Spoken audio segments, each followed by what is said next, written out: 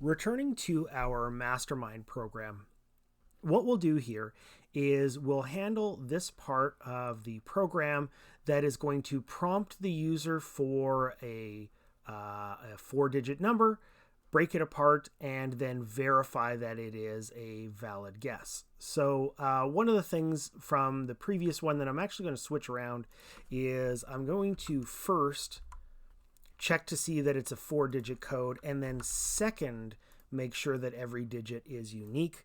The reason for that is if it fails the first test, then I don't even want to bother breaking it apart and checking the individual digits. It saves a lot of work if I put this one first. So we're going to construct the loop that is going to keep prompting the user until they're right. So this is going to be a do loop because I don't know how many times it's going to take, and I'm going to ask them at least once. Then all the way at the end, we're going to do this while the position variable. Now, we want to make sure that the position variable isn't 4. However, I'm not going to write this as not equal to 4. Because I think it's a little bit more clear if we say less than, because that implies that the logic of our loop means that we will be building to the value 4 rather than not equals 4, could imply that maybe the value will be over 4 at some point. So this gives a clear indication that we are going to be building to the value 4. So it's just a little readability improvement. Okay. So what we're going to do now is we are going to prompt the user for a guess until we determine that it is a valid guess. So what we're going to do is we're going to do a do loop here. And before we generate the hints, we're going to close the loop. And then what we're going to do is we are going to do this while guess valid equals false. So we'll keep going until they give us a true valid code. However, whenever it's false, we are going to redo this loop. So in the loop, the first thing that I want to do is I want to make this true. So guess valid is going to get the value true, and then we're going to put it through a series of tests after they actually give us the code, just to verify that that is in fact the case.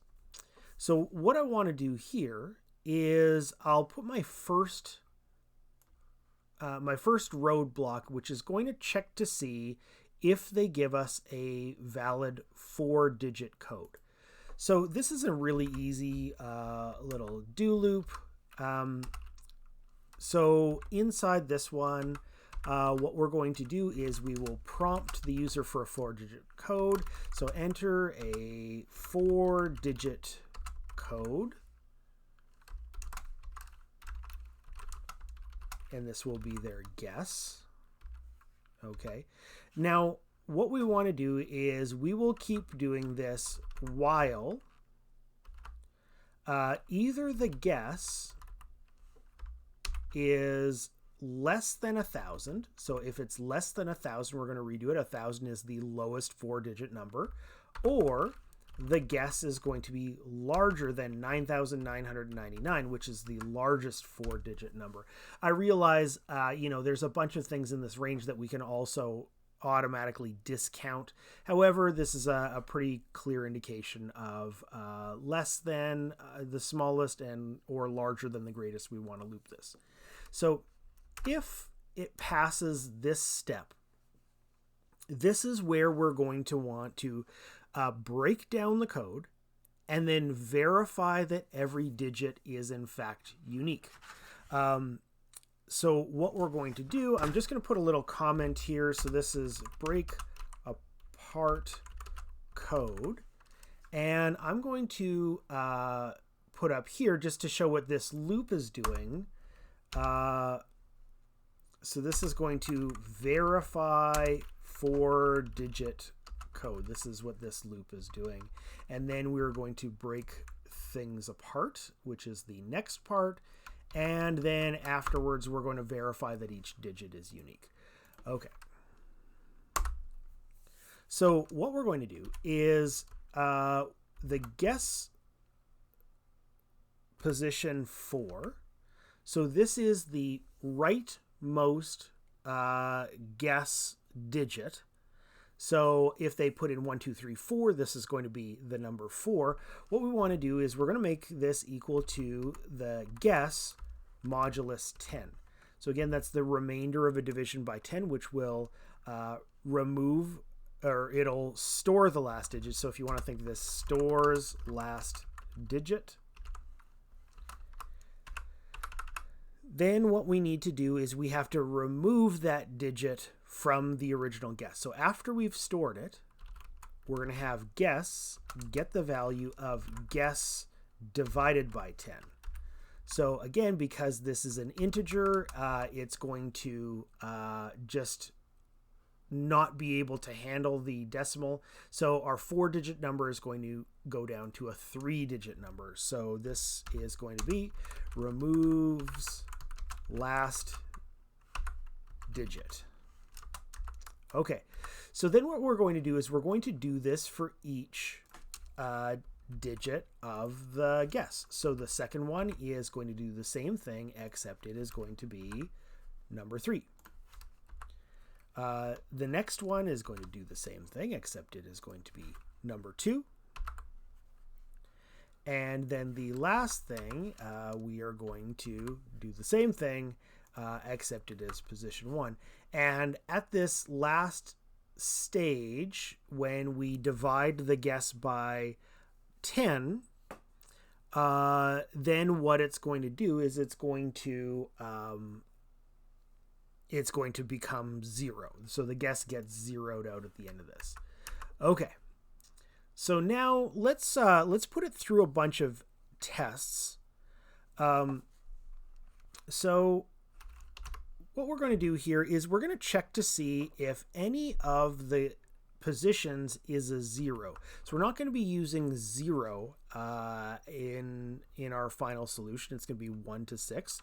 So we've got to check to see that all of these are not 0. So if guess position 1 equals 0, or guess position 2 equals 0, or guess position 3 equals 0, or guess position I missed my 3 equals 0, or guess position 4 equals 0, then what we're going to do is our guess valid is going to get the value false.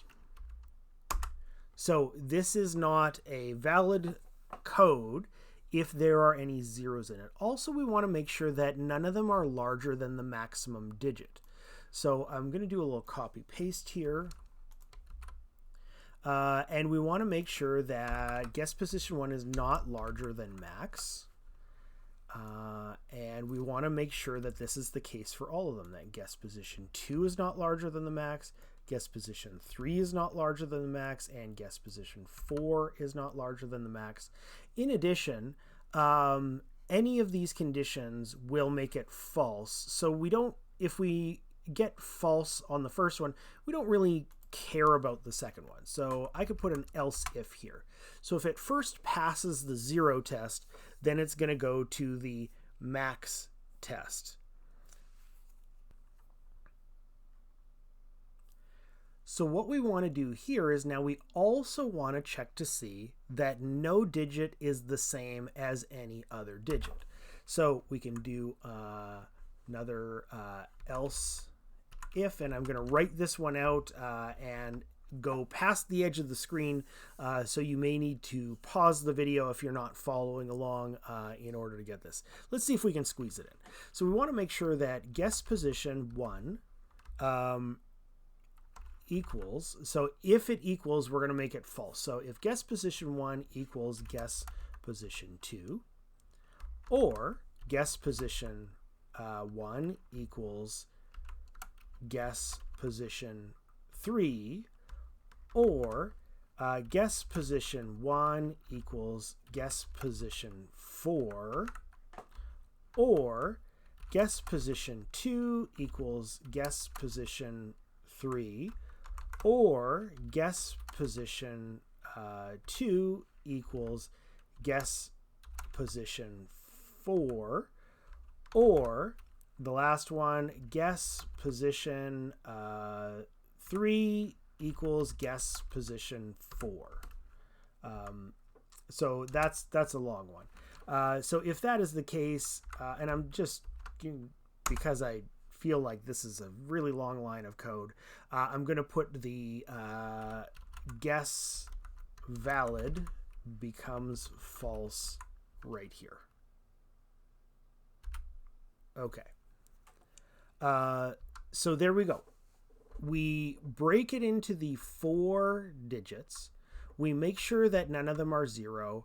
And then what we do is we're going to put it through all of these tests. So let's see if this works. Oh, looks like I have made an error here. Just go up to the top. I just realized now that the Boolean variable I named as is valid at the top instead of guess valid. So the easiest thing to do is go up to the top and rename this guess valid, and then you'll be ready to go.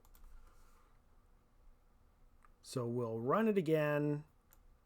I still have this section that gives me what my code is. So this will help me test this portion. So what I want to do is I want to make the 4-digit code fail in several of the key ways. So a 3 will give us an error. Say a 9, a bunch of 9s will give us an error. If I get some 0s, it'll have an error, and then also some 7s will cause it not to work. So in the next program, what we're going to do is we're going to be generating the hint for the user, and then we'll finish up by displaying some information about how they can improve their guess.